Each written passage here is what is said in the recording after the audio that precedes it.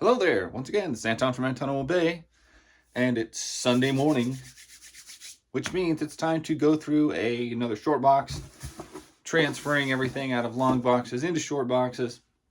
You know, I pretty much have all my long boxes gone, but I just discovered a couple long boxes in my closet. Action figures, not comics in there, but I was like, I'm so done with long boxes, so I get them out of there. Anyway, once stuff gets transferred, who even knows what's in there? I don't. And that's why we're going to look. So this box, from what I can tell initially, looks to be kind of a split between Exiles and a lot of the trades, which I don't usually. I like to keep my trades in a short box. I feel like trades usually should be sitting on a shelf, but that's just me. Anyway, it looks like a lot of Exiles and then some Archies on the backside. At least that's what it appears to be. So Exiles was one of those series that I kind of liked, kind of didn't really like, was always kind of torn on. It's an Elseworld story. I think the main reason that kept me reading it was it got me, I got to see Blink again from the Age of Apocalypse, and Magic were two of my more favorite gals that have, passed on. I don't ever remember buying any issues of this. I just keep winding up with them. And I think what happened is a friend of mine collected them pretty religiously. And then when he got out of comics, I think he gave me the set or sold me the set. But the main thing I always thought was they have really good covers on them. Not these. These are lame covers. I don't even know what the deal is with these. Direct edition. Issue 14. Is this the old original early run? Because I don't remember them looking like that. I remember the covers looking cooler. More like that. Maybe that just started off later in the issues. Yeah, I remember covers that looked like totally awesome like that. Issue 30. You know, those are good covers. The Sasquatch. Second Farewell, issue 33. So anyway, as we sort through comics, I can't help but think, I hope you guys out there had a decent week last week. I know mine kind of beat the crap out of me. Work was hard. My back hurts a lot. That I actually, in the early days of cell phone usage for me, I actually just took a really good picture of that and used it as the screensaver for a long time. And now I have to be curious what year that was. 2004. So I didn't have a cell phone before then. Anyway, busy week. A lot of physical beatings from work, stuff like that. Hope you guys are doing well. Hope you're getting enough sleep, because, wow, infant child, it's something I see as much more of a commodity now. Alistair does like to keep us awake. Interesting, though, you guys know I like music. I play a lot of it on my channel and little shorts and stuff. But sometimes when you're holding like a screaming infant child and there's like nothing you can do about it, best cover ever.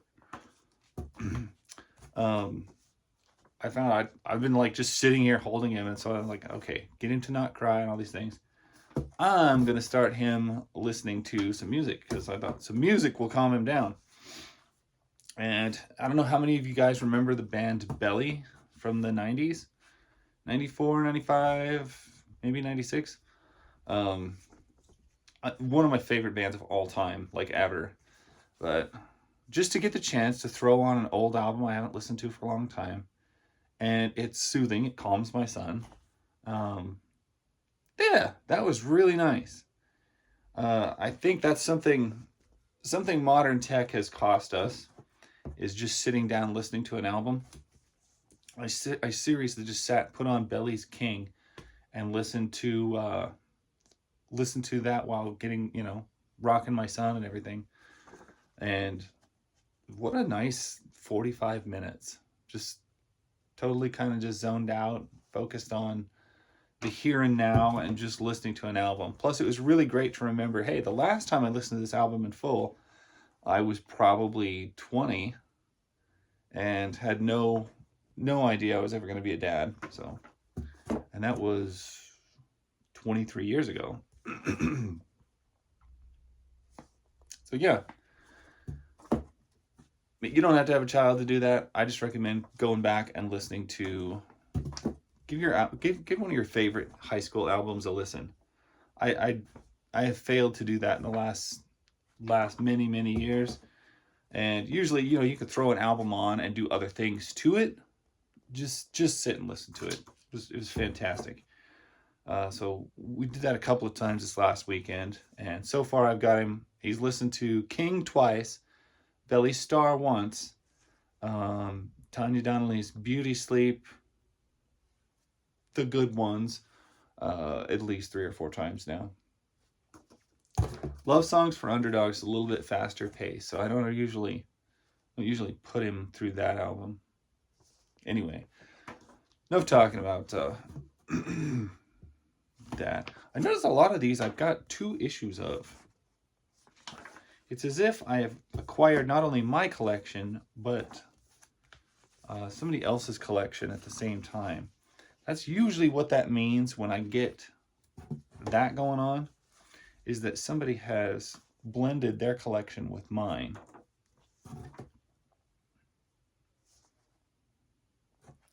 I don't remember this guy's name. He just was always so gross. Bird or chicken or something. Mama had a chicken. Mama had a cow. Dad was proud. He didn't care how.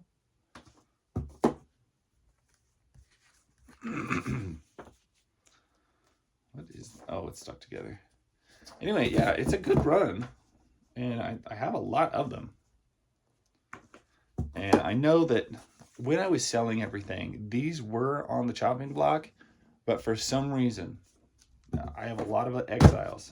And for some reason, they just never got sold. So, whatever with that. This is cool. I actually have quite a few of these, but I don't know if they're worth anything. I have Wizard half issues with the little certificates. I don't know why they have to have a certificate of authenticity. Is anybody counterfeiting these? Ever? That just seems silly. I don't think anybody would.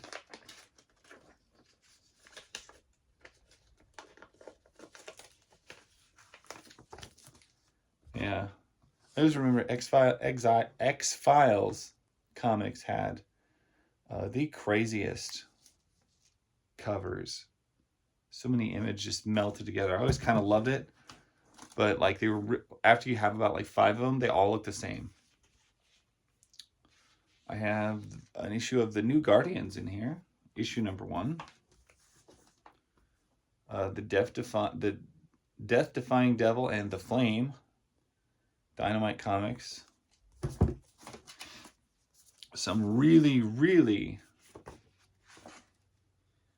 streetwise comics. We got the Renegades. This is newsprint paper. Maybe a little thicker than that. But it's all just black and white, cover to cover. The covers are a little bit thick. I don't have the first issue, I don't think.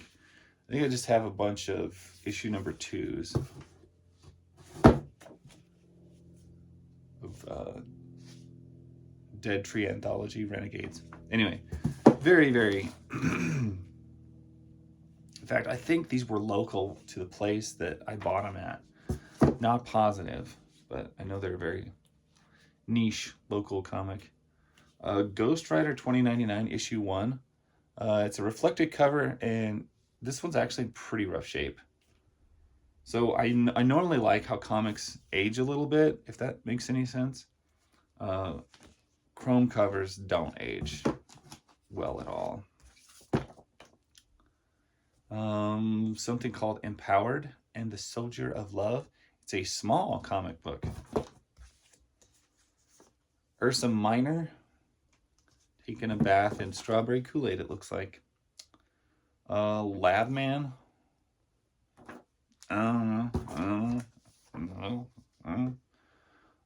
Mighty issue number 1. Looks like some sort of Wildstorm promo book. Probably something like that.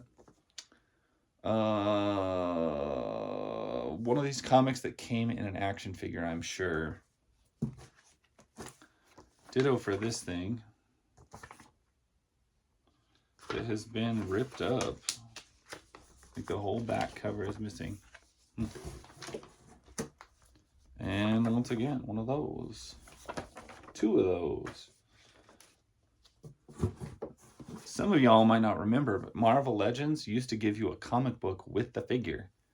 And they also were only like $15, $16. So, Punisher Holiday Special number 1. That's a chrome cover that's actually in really good shape. Darker Image number 1.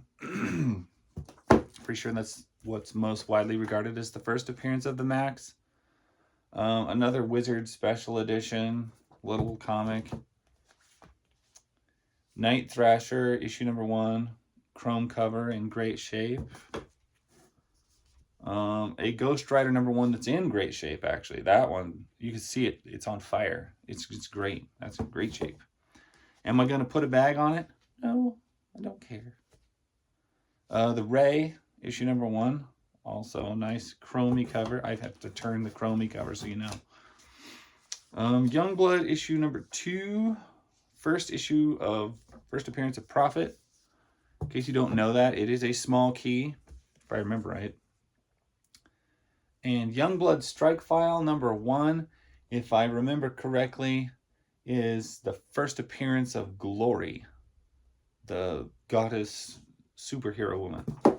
Not the end of the worlding demon villain from Buffy the Vampire Slayer, but close in appearance. Thrasher number 1, another chrome one. A lot of number 1s here. I got Deathlock number 1. That doesn't feel like a chrome cover, but I guess maybe it is. That's kind of an odd cover. Here's a book I never got into. Daredevil, The Man Without Fear, $2.96. And $2.78. That's actually a cool cover with Blackheart on there. Sabretooth, issue 3 and 2. And some big hollow foil. That one's wild. I know those were gimmicky back in the day, and some people really liked them. I really don't. I don't care. I would rather it just have a regular cover. Got Chapel number 1. Flaming Carrot Annual, and I've got to remember. Okay, it's not those. I'm going to do a video on these Flaming Carrots. I picked up some Flaming Carrots one time at a local thrift store. And the things were signed. They had signatures. And I looked them up. Dude, they were right. Those were actual signatures. So I somehow managed to find Flaming Carrots that were signed in a local thrift shop. Go figure that one out. And then we walk right heavy into, man, that is a giant comic. Giant series, Archie, Gals, and Pals. This even has a squared back, which I didn't know any Archie comics ever did that.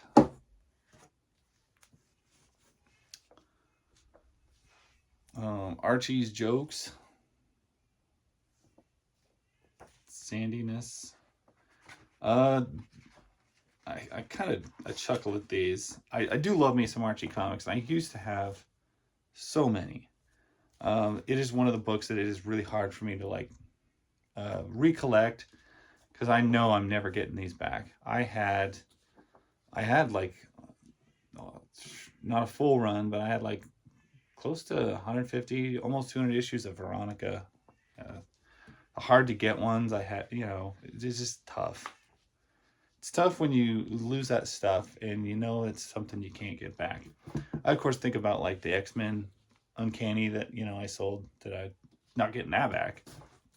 But the Archie stuff, I have taken some of it back. I have bought some of it back. Most of the time it is just really low grade, and I'm fine with that. It's back to the way it should be. It's just a comic to be read.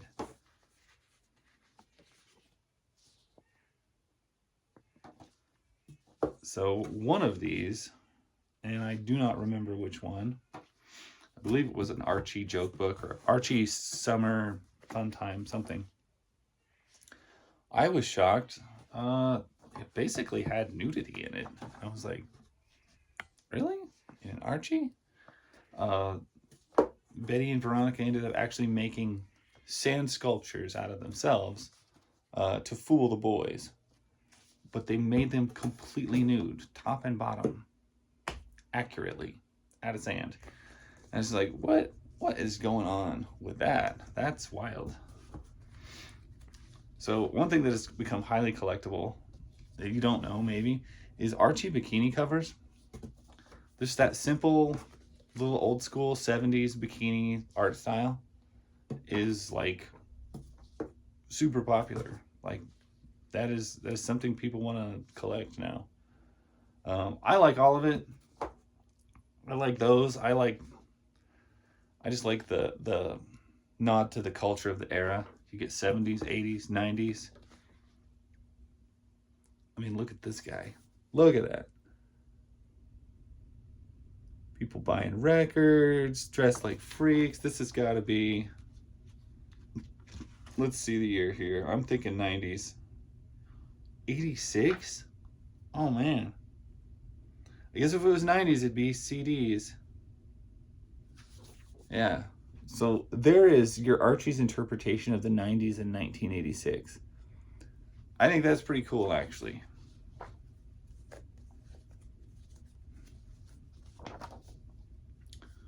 Archie and Friends, this is later stuff.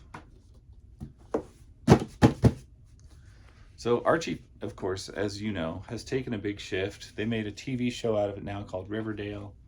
The comics suck now and everything like that. And basically what happened is I think it was 2007, the guy who'd been making Archies forever died. And his wife and some cousin or something like that took over. And within a year, you had changed your art style, put on a show, something else. You started having all these like gay characters appear and everything like that. Basically everything that made Archie just got shit on. And like the whole point of Archie, the story is boy loves girls, girls love boy. Some people are jerks. Reggie. And it's like, why can't you just stick with that? Why? No. I will never touch Riverdale. Like, that just seems creepy.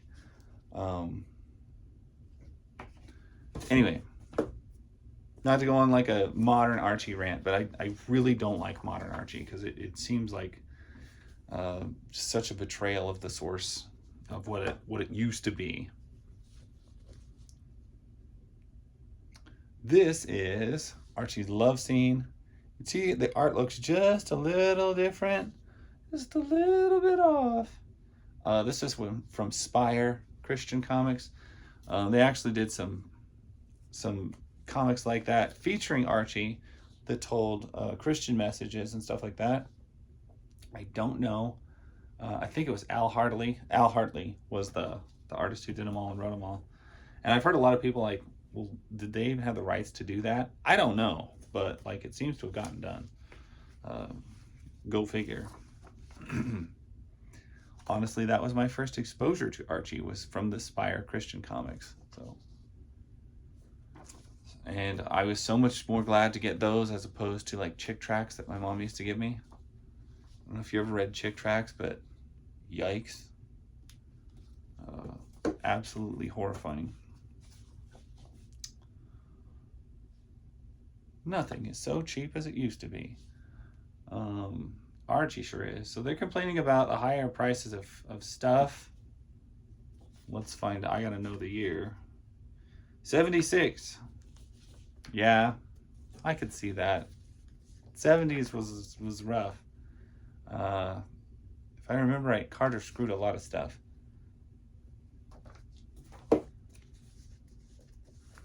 Jughead jokes. I always kind of wondered, like in Riverdale, where is it roughly located next to a beach? Is that the ocean beach? I always thought Riverdale seemed like a much more kind of urban, not by the ocean, kind of more of a Midwestern town. And yet they're always at the beach. Where's this beach?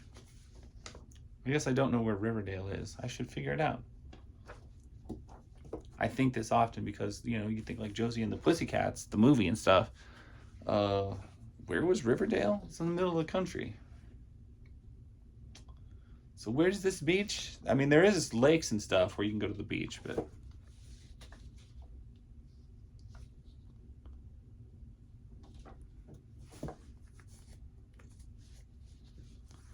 Pep.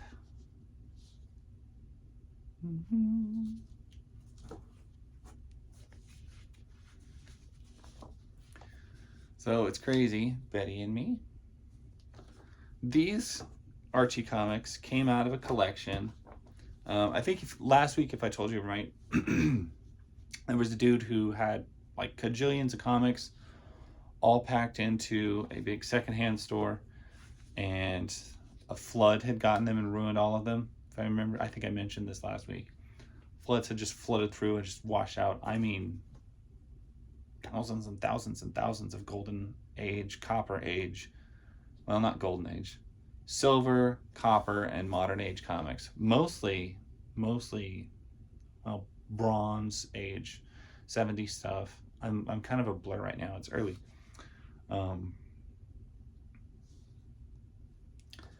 Anyway, he had the rougher stuff he kept.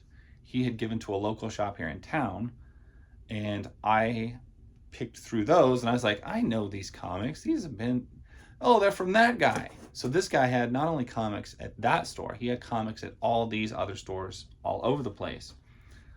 He had a lot of books. And anyway, this came from that collection, and this, of course, then gets spared from all of the water damage. Insert 25 cents for 1 minute of electricity. Wow. Wow, Mr. Lodge. Wow. Just wow. Who plugs their guitar in like that anyway? Archie 3000s, the Malthusians, and the Riverdalians. There was some weird Archie stuff going on in the day. Betty and me.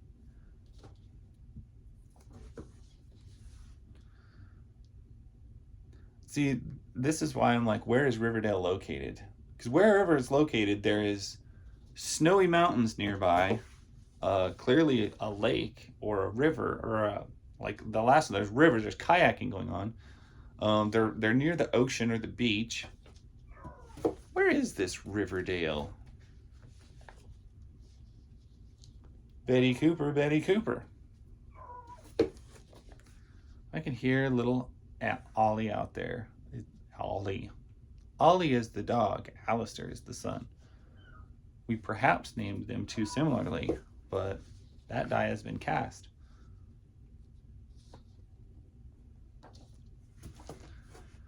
So this is one thing I do have to comment on when it comes to Archie. Look at all these things they're doing. And Archie is kind of sold as like the normal teenager. Kind of your average American Joe. And these are all normal kid things that they do. I have been to a fair. And I have been to a pizza place.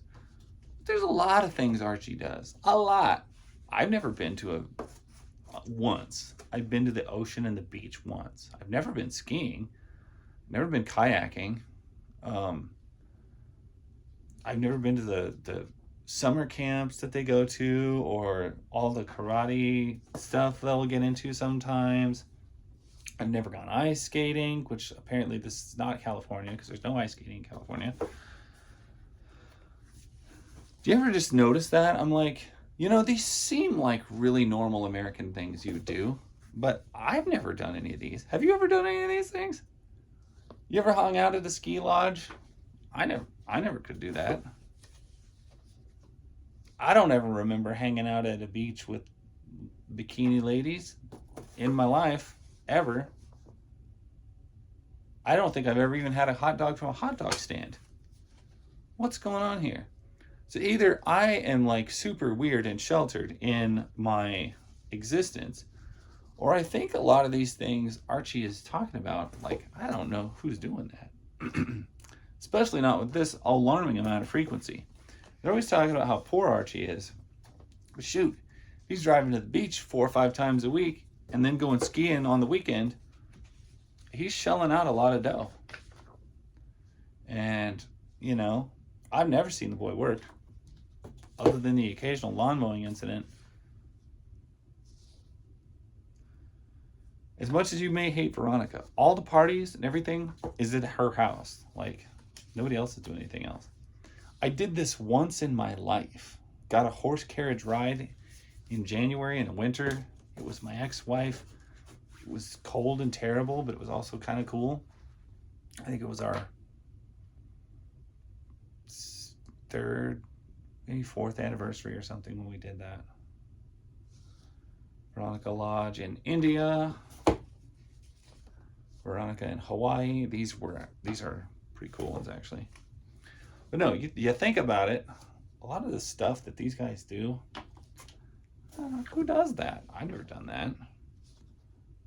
How often did the artists think kids go skiing? Because I not only have I never gone skiing, I don't know anyone who ever goes skiing. And I live like an hour drive from a ski resort here in New Mexico. Pretty spectacular. I love these. I'm just going to be flat out. I love these.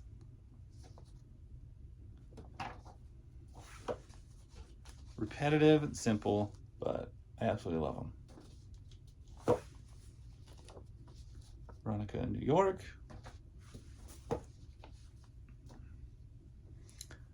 Betty's Diary. I love Betty's Diary books. They're told in a interesting fashion that way. And I don't know, this, I would have to say, this cover kind of creeps me out. This is it's the other, like, she's the other woman. Like we're always supposed to think Betty is so, like, wholesome, like the better choice, obviously, because Veronica is, like, nasty. But, like, Betty is the other woman. Always. And once you kind of realize that, you kind of realize how creepy it is sometimes. Like, I always used to think Betty's clearly the right choice. Why would... And now I'm like, I don't know, man. Betty's kind of... She's definitely... I mean, it's not like Archie was steady, I guess, with Veronica, but...